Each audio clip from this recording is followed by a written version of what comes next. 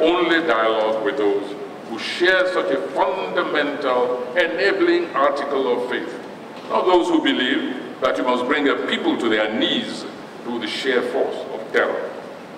Tell us what you want. We shall listen. Come and talk to us. We are listeners. Please come and speak to us.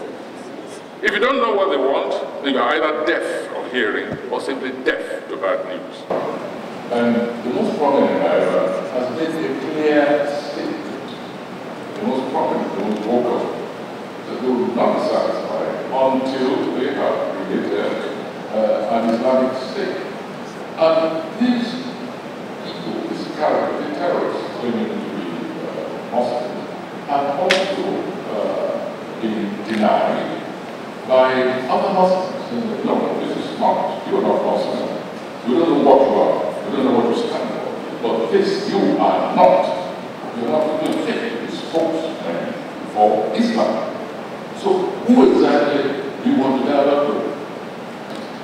From the very beginning, we warned that we were already allies with movements like Al-Shabaab and Al-Qaeda, that people have been sent to train in Mauritania and Somalia and some in Afghanistan. From the beginning, we've been warning about it. So they are part of an international terrorist campaign. You can't handle people like that.